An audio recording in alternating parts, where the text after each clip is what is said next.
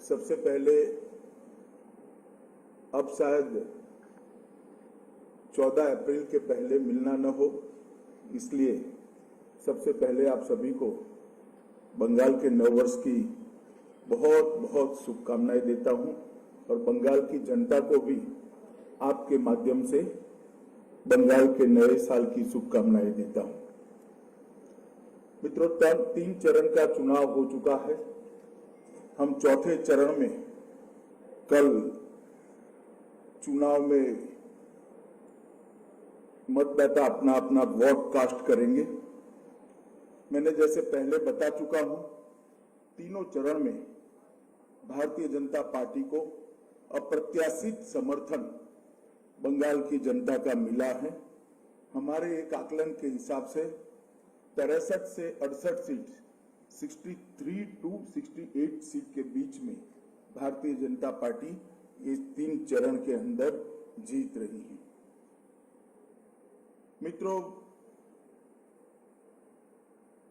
और तृणमूल कांग्रेस का फ्रस्ट्रेशन उनके व्यवहार से, उनके भाषणों से, उनकी बातचीत से स्पष्ट रूप से दिखाई पड़ता है। जिस प्रकार की टिप्पणी ममता दीदी ने सुरक्षा बलों के लिए की है, मुझे आश्चर्य है कि सार्वजनिक जीवन में मेरा बहुत लंबा समय गया है, मैंने ऐसी टिप्पणी कभी नहीं देखी। कोई राज्य की मुख्यमंत्री और राजनीतिक दल की अध्यक्षा अगर ये कहती है कि सीएपीएफ का आप घिराव कर लो, उनको घेर लो, रोक लो, मैं नहीं ऐसा दृश्य मेरे राजनीतिक जीवन में देखा है। ये क्या कहना चाहती है? लोगों को अराजकता की ओर ले जा रही है, चुनाव को शांतिपूर्ण ढंग से समाप्त नहीं होने देना उनका उद्देश्य है, या फिर हर बार की तरह रेगिंग से चुनाव जीतने का उद्देश्य है? मैं इनकी बात को नहीं समझ सकता।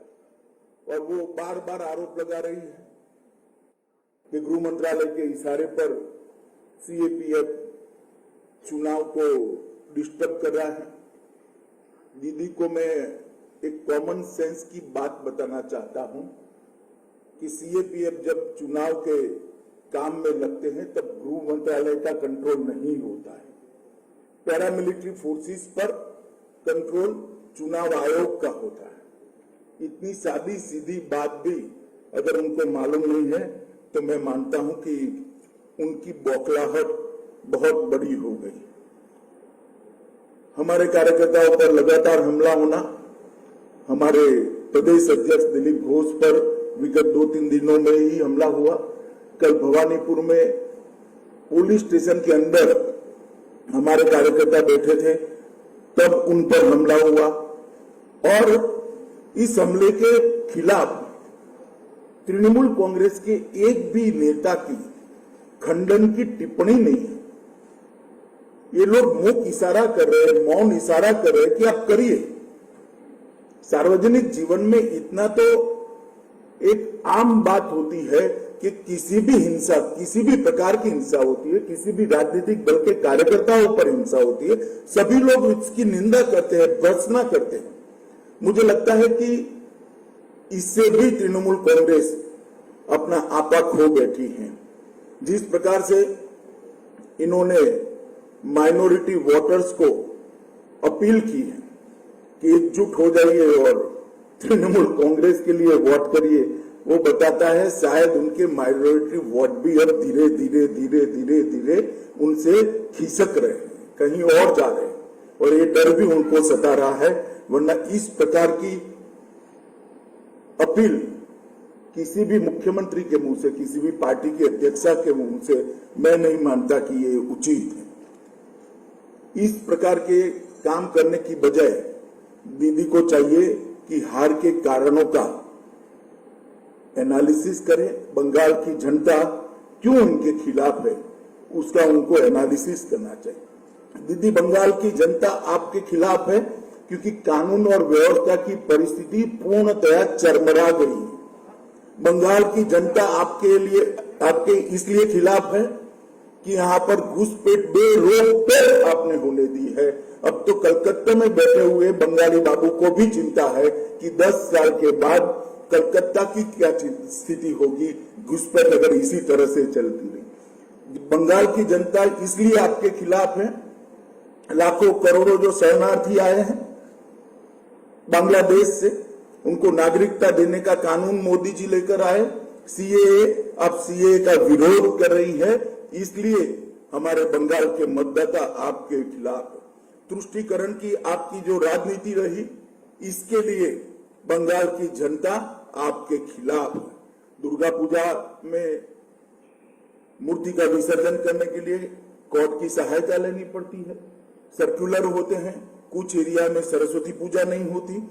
किस प्रकार का शासन आपने बंगाल को दिया है, इसको जरा पीछे मुड़कर देखिए। इंफ्रास्ट्रक्चर का खस्ता हाल, इंडस्ट्रियल डेवलपमेंट में जीरो डेवलपमेंट, बेरोजगारी चरम सीमा पर, महिला सुरक्षा के सारे पैरामीटर्स ऊंधे नौ गिरे हुए हैं। सब प्रकार के महिलाओं के खिलाफ के अपराध में 1 से 5 नंबर के अंदर बंगाल खड़ा है। टोलबाजी, सिंडिकेट और भ्रष्टाचार अपनी सभी सीमाएं लांघ गया है। कोल माफिया और गौ तस्करी करने वालों के साथ तृणमूल के पदाधिकारी और वरिष्ठ से वरिष्ठ नेताओं की साठगांठ का पर्दाफाश हो चुका है।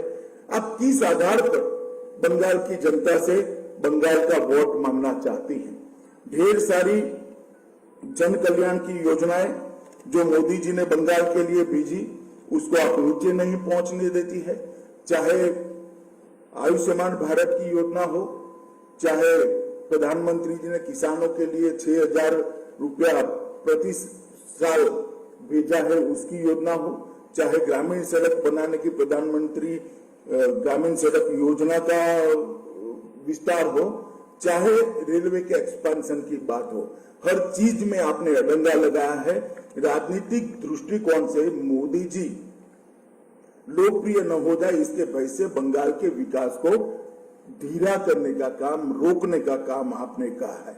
और इसी का कारण है कि आज बंगाल के सर्वदूर कहीं पर भी जाइए, सुंदरवन में जाइए, जंगल महल में जाइए, दक्षिण बंगाल में जाइए, उत्तर बंगाल में जाइए, चाहे राजवंशियों के जाइए, चाहे गोरखाओं के अंदर जाइए, चाहे नाम शूद्र के अंदर जाइए, हर प्रकार के बंगाल के वोटर आज भारतीय जनता पार्टी का समर्थन करते हुए दिखाई पड़ते हैं।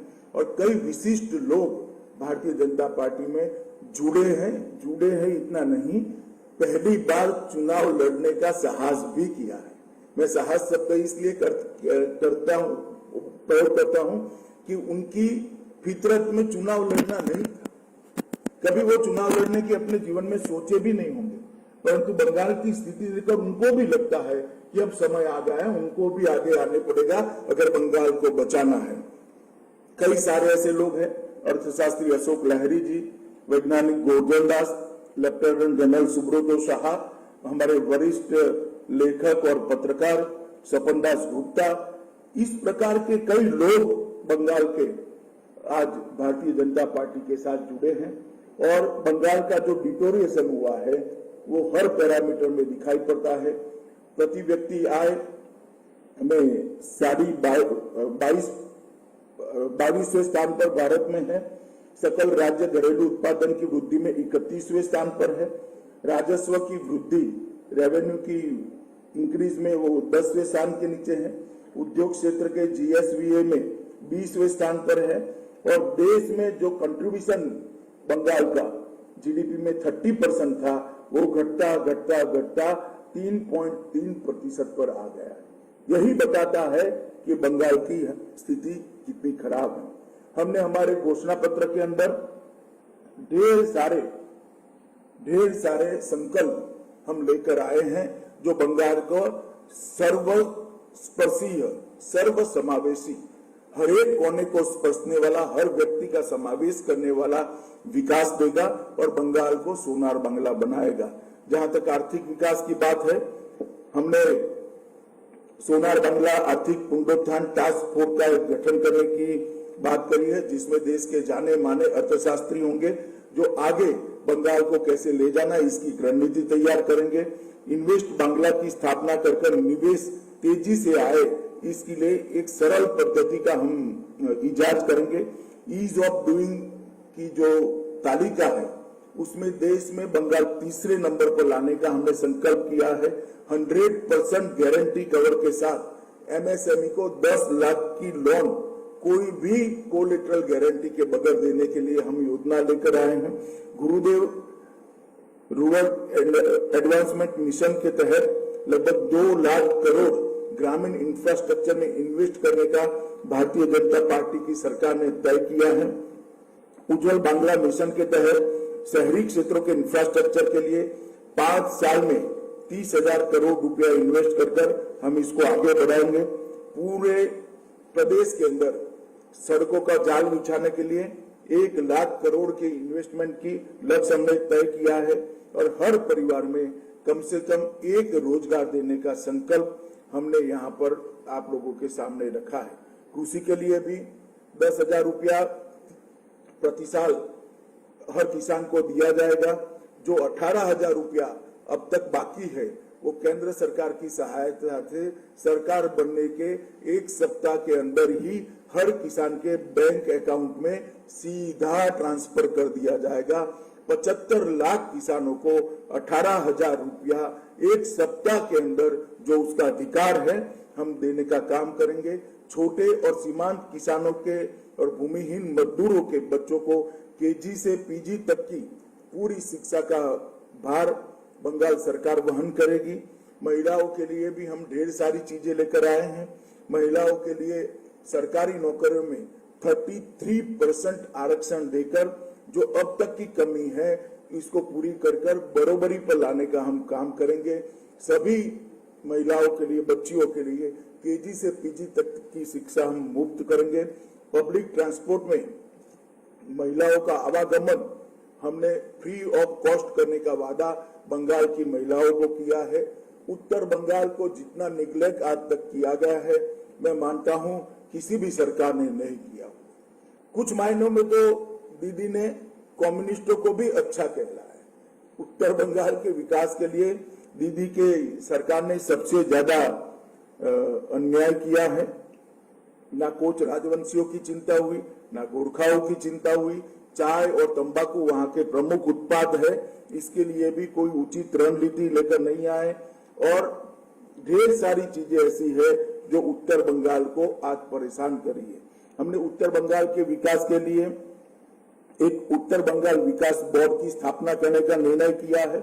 नारायणी बटालियन, जिन्होंने राजवंशियों की एक सेना का नाम था, जिन्होंने मुगलों से उत्तर बंगाल को बचाया था, इसके नाम पर एक सीएपीएफ में बटालियन की स्थापना करेंगे।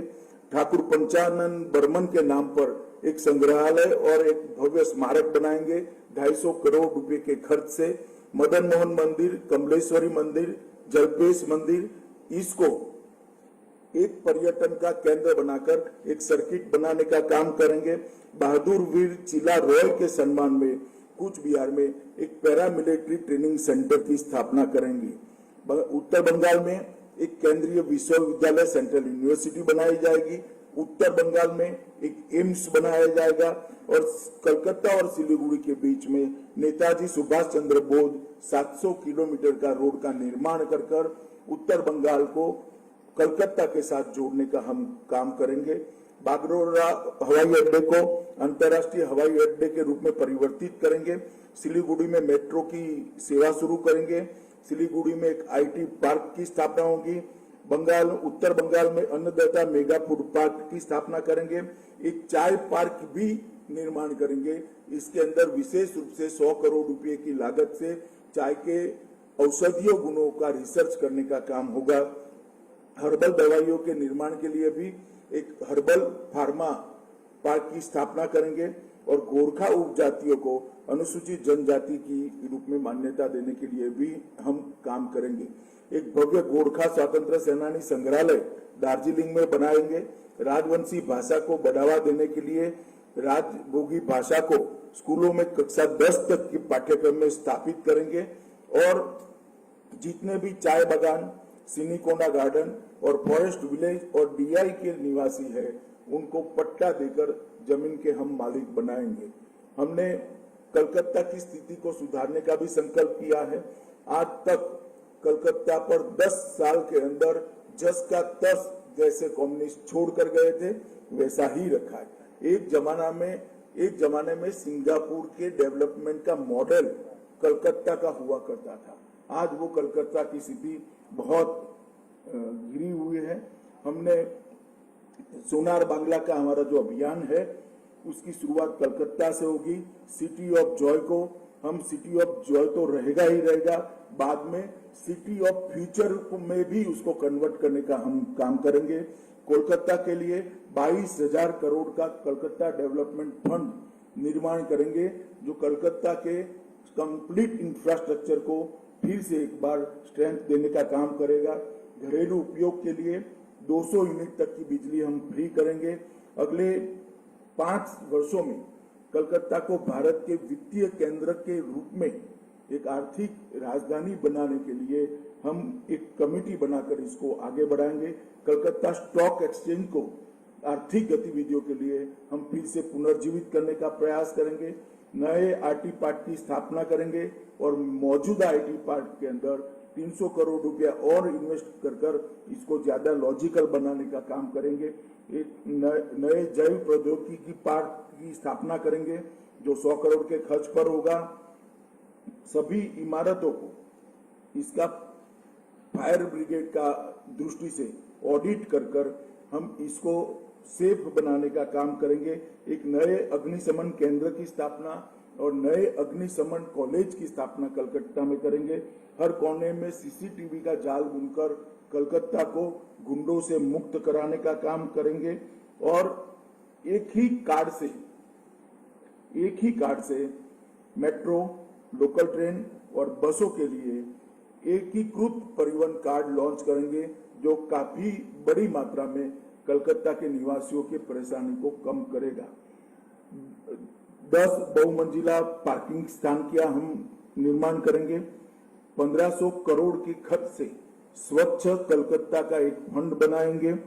1000 करोड़ की लागत से रानी रासमती नदी विकास परियोजना लाएंगे। हुगली रिवर फ्रंट की आधुनिक बनाकर एक सुंदर व्यवस्था वहां पर करेंगे।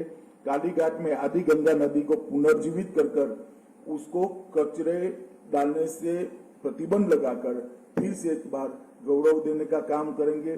10 मॉक टावर की स्थापना करेंगे और कलकत्ता को प्रतिष्ठित यूनेस्को हेरिटेज सिटी में शामिल करने के लिए हम पूरा प्रयास करेंगे। बंगाल की संस्कृति के लिए भी बातें तो बहुत करी है, मगर दीदी के शासन में जितना हास बंगाल की संस्कृति का हुआ है शायद ही कभी हुआ होगा। मैं इनकी बातों में जाना नहीं चाहता। हम एक विजन लेकर, एक दृष्टि लेकर आए हैं। नोबेल प्राइज की तर्ज पर, टैगोर प्राइज और ऑस्कार की तर्ज पर सत्यजीत रे अवार्ड कलकत्ता में बंगाल सरकार शुरू कर उसको अंतर्राष्ट्रीय प्रतिष्ठा दिलाने का काम करेगी। 11,000 करोड़ के सोनार बांग्ला फंड से कलकत्ता को देश की सांस्कृतिक राजधानी बनाने का हम काम करेंगे। गुरुदेव सेंटर फॉर कल्चर एक्सीलेंस की स्थापना कर बंगाली संस्कृति को बढ़ावा देने के लिए पूरे देश और विदेश में एक एक्सचेंज का कार्यक्रम शुरू करेंगे। गंगा सागर मेले को अंतर्राष्ट्रीय पहचान देने के लिए 2500 करोड़ का फंड हम रिजर्व कर इसको अंतर्राष्ट्रीय पहचान देंगे। पुरोहित कल्याण बोर्ड की स्थापना कर 3,000 रुपया मासिक हर पुरोहित को देने का काम करेंगे। चैतन्य महाप्रभु आध्यात्मिक संस्थान बनकर बंगाल की विरासत को नए सिरे से पुनर्जीवित करने का हम प्रयास करेंगे। नेताजी को सम्मानित करते हुए देश भर में नेताजी और आजाद हिंद फौज की ऐतिहासिक यात्रा का प्रदर्शन करने के लिए 1,000 करोड़ का फंड हम बनाएंगे। संयुक्त राष्ट्र संघ में बंगाली भाषा को आधिकारिक भाषाओं में से एक भाषा के रूप में मान्यता देने के लिए हम प्रयास करेंगे। सरकारी दस्तावेजों, आदेशों और पत्र व्यवहार में बांग्ला भाषा को हम अनिवार्य करेंगे। राज्य भर में टेक्निकल एजुकेशन, मेडिकल एजुकेशन और लीगल प्रोफेशन के एजुकेशन को बांग्ला माध्यम में पढ़ाई की हम पूरी व्यवस्था करेंगे, जिससे बांग्ला भाषा में भी बच्चे पढ़ सके। कोलकाता में एक विश्व स्तरीय सोनार बांग्ला संग्रहालय का हम निर्माण करेंगे। 60 वर्ष से अधिक उम्र के कीर्तनकारों को 3000 की मासिक पेंशन देंगे। एक आर्टिस्ट ट्रीट का आयोजन करेंगे। बंगाली फूड फेस्टिवल का आयोजन देश भर में और दुनिया भर में करेंगे।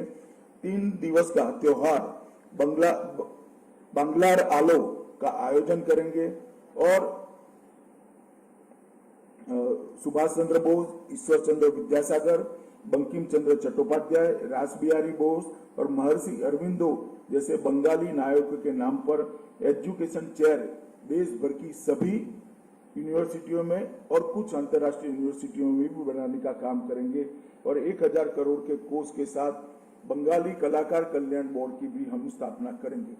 मित्रों, अंत में मैं इतना ही कहना चाहता हूं कि भारतीय जनता पार्टी इस चुनाव के अंदर सिर्फ ममता दीदी का शासन ठीक नहीं है, वहां से नहीं रुकती। ममता दीदी का शासन ठीक नहीं है, ये तो हम उजागर इसलिए करना चाहते हैं क्योंकि हम चाहते हैं कि बंगाल की जनता तक सच्ची बात पहुंचे। परंतु इसके साथ साथ भारतीय जनता पार्टी की सरकार बनने के बाद कलकत्ता के विकास के लिए, उत्तर बंगाल के विकास के लिए, बंगाल की संस्कृति के लिए और बंगाल के समग्र विकास के लिए हम क्या करेंगे, इसका भी एक रोड मैप लेकर हम बंगाल की जनता के सामने आए हैं। 3 चरण का चुनाव हो गया है। सुरक्षित बंगाल के लिए मैं सभी मतदाताओं को अपील करता हूं कि सुरक्षित बंगाल के लिए आप बाकी के 5 चरणों में भी भारतीय जनता पार्टी के पक्ष में भारी मतदान करिए।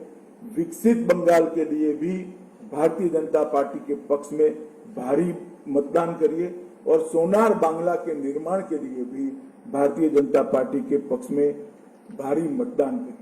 घुसपैठियों की समस्या के निराकरण के लिए वो केवल और केवल भारतीय जनता पार्टी कर सकती है, ना कम्युनिस्ट कर सकते हैं, ना कांग्रेस कर सकती है, ना ममता दीदी कर सकती है। यही ममता दीदी है जिन्होंने घुसपैठियों के खिलाफ उनके नाम मतदाता सूची से कटवाने के लिए 3 बार पार्लियामेंट को डिस्टर्ब किया था। आज वही ममता दीदी उनकी संरक्षक बनी। कैसे कैसे लोग बदलते हैं, मैं तो सोच भी नहीं सकता। यही ममता दीदी है जो एक जमाने में कहती थी कि सीएपीएफ को भेजे, यहाँ पर चुनाव में रेगिंग हो रही है। वही ममता दीदी आज कह रही है कि सीएपीएफ रेगिंग कर रही है। लोगों के विचार कैसे कैसे बदलते हैं जब अपने स्वार्थ और बदलते हैं, अपने स्वार्थ बदलने के साथ लोगों के विचार कैसे बदलते हैं, इसका उत्कृष्ट उदाहरण ममता दीदी है। मैं आज फिर से एक बार इस बात पर बाहर से कहना चाहता हूं कि भारतीय जनता पार्टी की सरकार बनेगी तो सभी शरणार्थियों को सिटीजनशिप अमेंडमेंट एक्ट के तहत भारत की नागरिकता देकर हम उनको सम्मानित भी करेंगे, उनका पुनर्वसन भी करेंगे और हमारे साथ गौरव के साथ अपना जीवन यापन कर सके, इस प्रकार की स्थिति में लाएंगे। अंत में मैं फिर से मोदी जी के नेतृत्व में सोनार बांग्ला के निर्माण के लिए बाकी के 5 चरण में भी यहाँ पर बंगाल की जनता भारतीय जनता पार्टी का उसी तरह से समर्थन करे जिस प्रकार से पहले 3 चरण में करा है। ये विनती कर मेरी बात को समाप्त करता हूं। वंदे मातरम। तो পর্বে প্রথমে দীপক ঘোষ, এবিপি আনন্দ। आप एक एक नाम बोलते जाइए भैया। हेलो हेलो, दीपक घोष। मेरा एक ही सवाल है।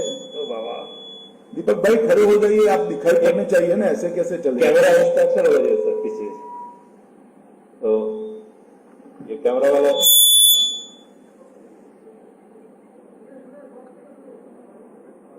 बताइए।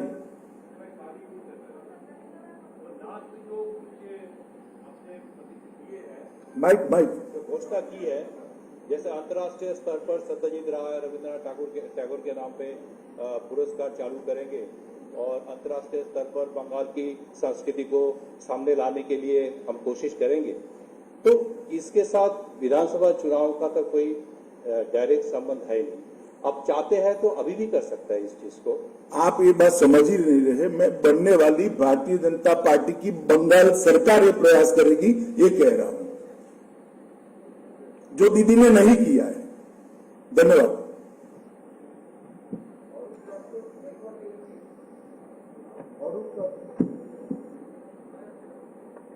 Sir, you have already, Arup Datta from News 18 Bangla. You have already told that political violence is gradually increasing.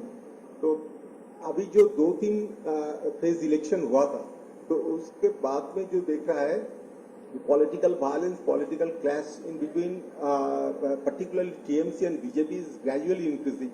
And not only in between the political party leaders and workers, but also media also being targeted. Yesterday, you have already mentioned Rudronil Ghosh and namely Ranjidev Sengupta has been attacked, and media also being targeted. So, how far you are hopeful in the forthcoming election that it could be fair, free, and fair election? देखिए, मैंने 3 चुनाव बंगाल के नजदीक से देखे हैं। 2016 के चुनाव में भी मैं भारतीय जनता पार्टी का अध्यक्ष था, पंचायत चुनाव में भी मैं भारतीय जनता पार्टी का अध्यक्ष था, तो बंगाल का चुनाव देखता था, और लोकसभा के चुनाव भी देखे। आप सभी ये बात को स्वीकार करेंगे कि तीनों चुनाव की अपेक्षा इस बार हिंसा कम हुई, और ये जो फ्रस्ट्रेशन है दीदी का कि सीआरपीएफ का घेराव कर दो, वो उसी के कारण है क्योंकि उनके चुनाव जीतने का एकमात्र आधार हिंसा हुआ करती थी, जो इस बार नहीं कर सकते। मगर फिर भी जो छोटे मोटे भी इंसिडेंट हुए हैं, मैं भारतीय जनता पार्टी की ओर से इसकी निंदा भी करता हूं, भर्त्सना भी करता हूं, और चुनाव आयोग को निवेदन भी करना चाहता हूं कि और सख्ती के साथ चुनाव को मैनेज करना चाहिए, जिससे बिल्कुल शांतिपूर्ण ढंग से चुनाव हो पाए। मगर ये बंगाल यही बंगाल है जिसमें देश भर में पर्चा डालने के लिए, कैंडिडेट का फॉर्म भरने के लिए व्हाट्सएप पर फॉर्म भरने की परमिशन दी गई है। एकमात्र राज्य बंगाल है। यहां पंचायत चुनाव में हाईकोर्ट ने ऑर्डर किया था कि आप अपना फॉर्म व्हाट्सएप पर भर सकते हो। देश में कहीं ऐसी स्थिति नहीं आई, बंगाल में आई थी, और इससे इस बार तीनों चरण में बहुत कम हिंसा हुई है। मैं इसके प्रति संतोष भी व्यक्त करना चाहता हूं।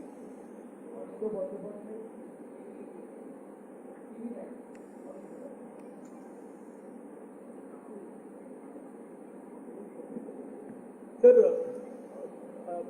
एक यहाँ पे जैसे पुरोहित के भाता है, वैसे ही यहाँ पे कुछ इमामों को भी भाता है। थोड़ा माइक, आपका माइक बंद कर दो, आपका माइक ऊपर करो। वैसे इमामों को भी भाता है, तो बहुत इसके क्रिटिसिज्म था भारतीय जनता पार्टी की तरफ से कि ये इमामों को भाता बंद होनी चाहिए। क्या आपके सरकार आएगी तो इमाम भाता बंद होगा? क्या कहते हैं? इमाम के लिए स्टाइपेंड जो है, देखिए, मैंने मेरा पॉजिटिव एजेंडा आपके सामने रखा है, मगर भारतीय जनता पार्टी किसी भी के साथ पक्षपात करने के मत की नहीं है, किसी एक धर्म विशेष के साथ करने की मत की नहीं है। जो करना है वो सबके लिए करना चाहिए, और नई सरकार बनेगी वो ही इसके बारे में निर्णय करेगी।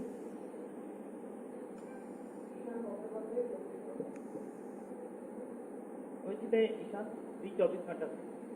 आप आज कुछ देर बाद भवानीपुर जाने वाले हैं, और उधर ही कल देर रात को आपको पता होगा कि मीडिया के ऊपर भयंकर हमला हुआ है। कैमरा छीन लिया गया, चिप छीन लिया गया, बाद में कैमरा वापस दिया गया तोड़ के। पुलिस अभी तक किसी के खिलाफ कोई एक्शन नहीं लिया।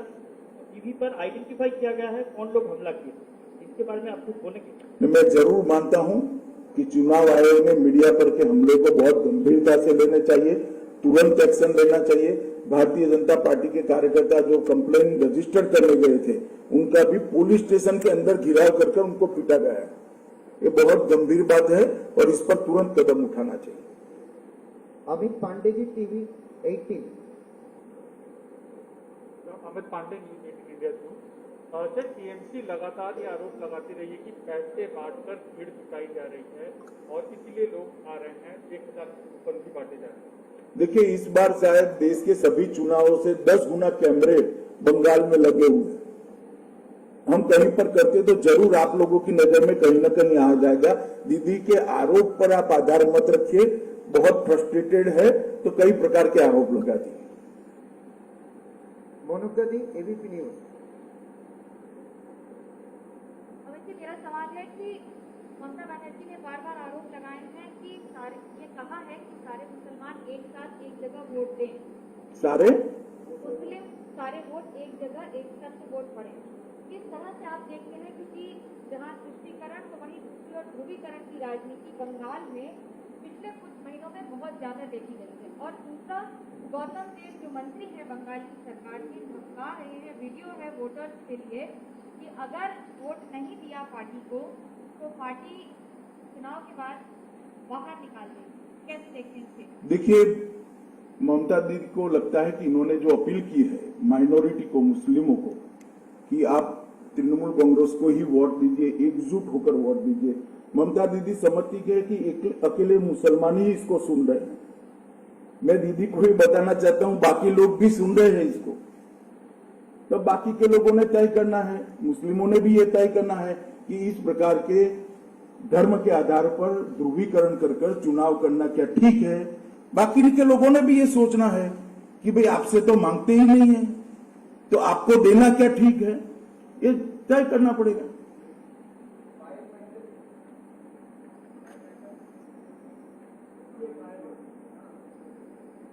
अमित भाई, जिस तरह की व्यक्तिगत टिप्पणी हो रही है नेताओं के एक दूसरे के ऊपर, उसके ऊपर आप क्या कहना चाहेंगे, चाहे वो प्रधानमंत्री हो चाहे आप हो?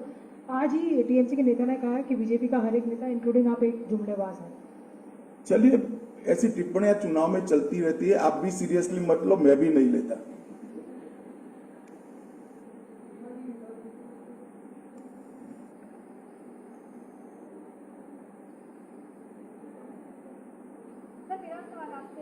प्रधानमंत्री की एक तस्वीर आई थी मुस्लिम युवक के साथ, मुस्लिम युवक के साथ प्रधानमंत्री की एक तस्वीर आई थी, उसको लेकर ओवैसी ने तंज कसा है, ट्वीट किया है बकायदा कि बांग्लादेशी मैं नहीं हूँ, ये युवक ने कहा है। और एनआरसी को लेकर तंज कसा है कि मैं कागज नहीं दिखाऊंगा, मैं बांग्लादेशी नहीं, ये कहा है पीएम के कान में उस युवक ने जिसकी तस्वीर आई। ये ओवैसी का बयान है। चलिए, ओवैसी जी की बहुत सारी टिप्पणियों पर मैं तो टिप्पणी नहीं करता, मैं उनको इतना ही कहता हूं, वो भी किसी हिंदू के साथ तस्वीर खींचा ले जरा, बैठिए।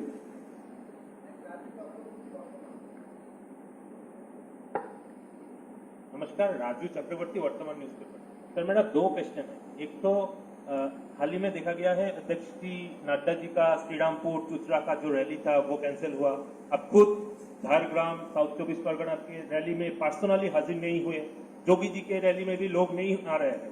तृणमूल का कहना है कि आपके साथ जनमत नहीं है। नहीं, आपका क्या कहना है? तृणमूल छोड़ो ना, वो आपको मोदी जी की, नड्डा जी की सफल रैलियां, योगी जी की सफल रैलियां नहीं दिखाई पड़ती है? नहीं सर, मैं बोल रहा हूँ, आप तृणमूल के प्रवक्ता क्यों बन रहे हो? मैं आपको पूछता हूँ, आपको क्या लगता है? चलिए मेरे साथ आज रोड शो में। तो जो चीज मैं समझ गया सवाल कहां से आया है, मगर मैं आपको सवाल पूछता हूं भैया कि आपको क्या लगता है? इतनी सारी बड़ी बड़ी रैलियां नहीं दिखाई पड़ती है? कहीं पर एकाध आयोजन में गड़बड़ होती है, धूप होती है, होता है भी। सर, मेरा दूसरा सवाल, कम से कम हमने तो, चलिए छोड़ो अभी। नहीं, बोलिए सर, बोलिए प्लीज सर। चलिए सर, मेरा सर सर पॉलिटिकल नहीं, दूसरा सवाल है सर, ये कोविड सिचुएशन बढ़ते जा रहा है, कोविड के जो केसेस बढ़ते जा रहे हैं सर। पिछले साल देखा गया है लॉकडाउन या फिर जो भी नोटिफिकेशन जारी हुआ है आपके मंत्रालय से ही, यानी कि होम मिनिस्ट्री जारी कर रहा है। अभी ट्रेन, बस, मेट्रो पे एक ही चर्चा हो रहा है कि केंद्र सरकार क्या फुल लॉकडाउन में जाएगा? आप क्या कहेंगे? देखिए, आपने शायद अंतिम नोटिफिकेशन हमारा नहीं देखा है। इसमें हमने सारे अधिकार राज्य सरकारों को दिए हैं कि containment zone, semi containment zone और राज्य के अंदर इसके खिलाफ किस प्रकार की प्रतिबंधित कार्यवाहियां करनी, इसके सारे अधिकार फरवरी एंड से हमने राज्य सरकारों को दिए। पिनाक घोष, आनंदबाजार डिजिटल। पिछले जब इलेक्शन हुआ वेस्ट बंगाल में, देखा गया कि विरोधियों ने इलेक्शन कमीशन को बहुत सारे कंप्लेन करते हैं, लेकिन इस बार दिखा रहा है कि पहले चरण से ही शासक दल तृणमूल कांग्रेस ज्यादा कंप्लेन कर रहा है कि बीजेपी बूथ कैप्चर किया, इधर ईवीएम तोड़ा, क्या बीजेपी वोट देने को नहीं देते हैं, तृणमूल को ऑफिस में नहीं बैठने दे रहा है, बूथ में एजेंट नहीं बैठने देते हैं, तब क्या कहेंगे? बीजेपी एक शासक दल बन गया। इनके राजनीतिक सलाहकार ने 2 मई की प्रेस कॉन्फ्रेंस की पृष्ठभूमि अभी से बनाने की एडवाइस की है कि 2 मई को हार जाए तो क्या कहना। तो ये सारी चीजें रिपीट में अभी से पहले से ही बोलकर रखो तो 2 मई को काम में आएगी, इससे ज्यादा कुछ नहीं। Abhishek the TV 9। अभिषेक जी।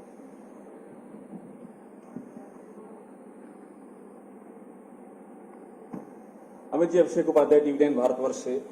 पिछले 48 घंटे में इलेक्शन कमीशन ने 2 नोटिस दिए हैं। एक नोटिस दिया है ममता बनर्जी को मुसलमानों को एकजुट करने के बयान पर, जो सवाल अभी आपसे पूछा गया है। दूसरा नोटिस दिया है शुभेंदु अधिकारी को ममता बनर्जी को बेगम कहने और मिनी पाकिस्तान की बात कहने पर। इस तरह की राजनीति पर क्या कहना है आपको? दोनों ही पक्षों से हो रहा है। मैं मानता हूं दोनों ने अपना जवाब देना चाहिए। इलेक्शन कमीशन से बड़ा जब चुनाव होता है कोई नहीं होता है, इलेक्शन कमीशन का नोटिस दोनों ने देना चाहिए। और मेरी जो इंफॉर्मेशन है शुभेंदु जी तो जवाब भेज रहे हैं। पौलुमी आज तक।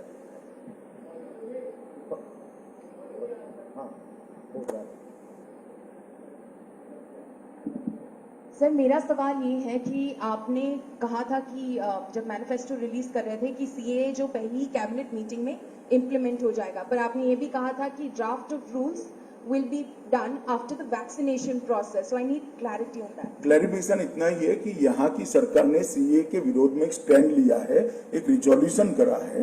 हम वो रिजोल्यूशन को डू अनडू कर देंगे। बाकी का काम भारत सरकार ने कब करना है, क्योंकि ये सेंट्रल एक्ट है। प्रज्ञा जी।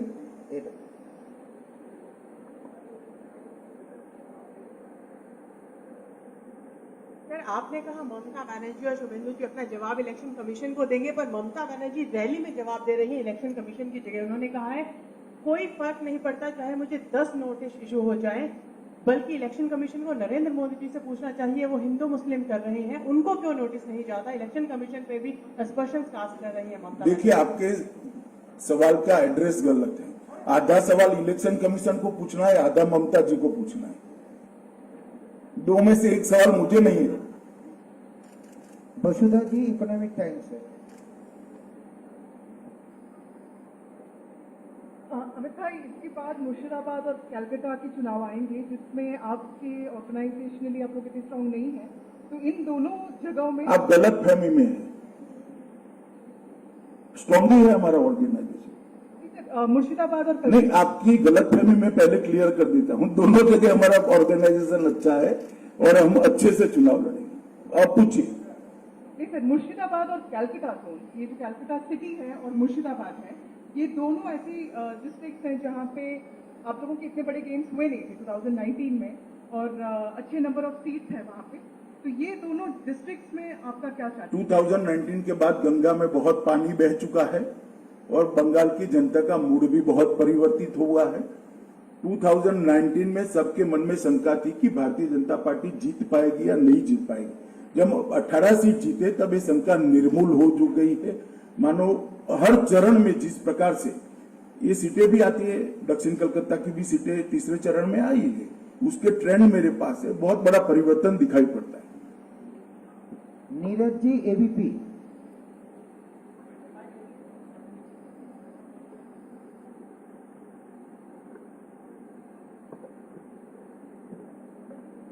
सर, मेरा सवाल आपसे है कि राहुल गांधी की पार्टी कांग्रेस चुनाव लड़ रही है यहाँ लिफ्ट के साथ मिलकर, लेकिन एक भी दिन राहुल गांधी पे इन्वॉल्व नहीं है। क्या आपको लगता नहीं है कि कहीं ना कहीं टीएमसी के साथ इंटरनल सपोर्ट में है कांग्रेस? ना जी, ऐसा नहीं। वो कांग्रेस पार्टी कंफ्यूज पार्टी है। केरल में वो कम्युनिस्टों के खिलाफ लड़ रहे हैं, यहाँ कम्युनिस्टों के साथ लड़ रहे हैं। शायद आप सब सवाल पूछोगे, इसी डर से वो आए नहीं। रिपब्लिक बांग्ला থেকে शिवाशीष। अमित जी, मैं शिवाशीष रिपब्लिक बांग्ला से। मेरा प्रश्न है कि पहले यहाँ पे विधान परिषद हुआ करता था कई साल पहले। टीएमसी ने मैनिफेस्टो में भी इसका जिक्र किया है और आपके कुछ कैंडिडेट जैसे शुभेंदु अधिकारी, उन्होंने भी कहा है कि हम कोशिश करेंगे कि विधान परिषद फिर से लाने के लिए। तो आपका क्या मानना है इनके ऊपर? अब बंगाल के हमारे जो मुख्यमंत्री बनेंगे इस पर निर्णय करेंगे। मुझे लगता है कि आप लोग अब खींच कर सवाल पूछ रहे हो, सवाल खत्म हुए हैं, इनको दे दीजिए एनडीटीवी को। हाँ, दे रहा हूं। मणिदीपा दी। सर 2-3 क्वेश्चन है इफ आई एक पूछ लीजिए आप। एक तो मैं पूछ लूं, पहली बार कि आपने कहा कि एक नोटिफिकेशन हुआ है MHA say about lockdowns etcetera etcetera, पर आप आए हैं आज दो आप रैलीज करेंगे, रोड शोज करेंगे, बाकी पार्टियां भी कर रही हैं, और कोविड का जो महामारी बना हुआ है इस बार भयानक है। आपको क्या लगता है कि पॉलिटिकल पार्टीज को रीथिंक करना चाहिए अपना पॉलिटिकल कैंपेनिंग स्ट्रैटेजी? नहीं तो साधारण लोग तो एकदम मारे जाएंगे, और वैक्सीन भी कम पड़ रहे हैं। देखिए, पहले तो वैक्सीन कम पड़ रहे ठीक बात नहीं है। सब राज्यों में वैक्सीन उपलब्ध कराए गए हैं और जितना चाहिए उतना उपलब्ध हो रहा है। दूसरी बात, जहां तक पॉलिटिकल कैंपेन का सवाल है, ये चुनाव आयोग को तय करना है कि इलेक्शन कब कराना है और कैसे कराना है। वो पॉलिटिकल पार्टियां नहीं कह सकती, तय कर सकती। हमारा सुझाव मांगा जाता है, निर्णय चुनाव आयोग करता है। तो मैं मानता हूं संविधान में और कोई व्यवस्था, अंतरिम व्यवस्था नहीं है कि जहां पर असेंबली या पार्लियामेंट का आयुष्य खत्म होता है तो इसके बाद कोई टेम्पररी व्यवस्था का प्रोविजन नहीं है। शायद इसलिए चुनाव आयोग ने चुनाव कराना पसंद करा होगा, और ये बात सही है, मगर सब लोग अपना अपना ध्यान रखकर ही चुनाव का प्रचार करते हैं, और आने वाले भी अपना अपना ध्यान रखकर ही आते हैं। पूछूं ना, हो गया। लक्ष्मी जी।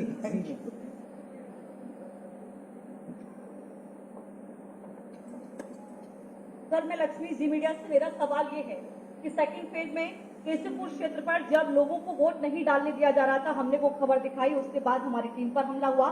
जब हावड़ा में एक टीएमसी नेता के घर पर ईवीएम मशीन मिली, वो खबर दिखाई तो हमारी टीम पर हमला हुआ। लगातार मीडिया पर हमले हो रहे हैं, इन पूरे हमलों पर आप क्या कहें? मैंने कह दिया ऑलरेडी, किसी पर हमला नहीं होना चाहिए, मीडिया पर भी नहीं होना चाहिए, पॉलिटिकल पार्टी के कार्यकर्ताओं पर भी नहीं होना चाहिए, और चुनाव आयोग ने कठोर कदम उठाने चाहिए। चलिए, आप सभी का बहुत बहुत धन्यवाद।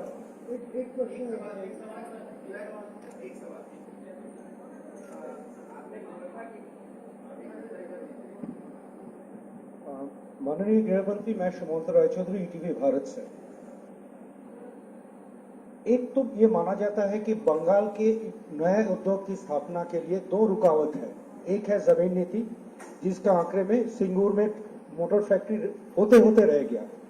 दूसरा है एसईजेड नीति, जिसके लिए इंफोसिस और विप्रो नहीं आए। दूसरा क्या है? एसईजेड। सो इस संदर्भ में मेरा सीधा सवाल है आपसे, अगर बीजेपी का गवर्नमेंट आए, ये जमीन नीति और एसईजेड नीति में कोई बदलाव आएगा?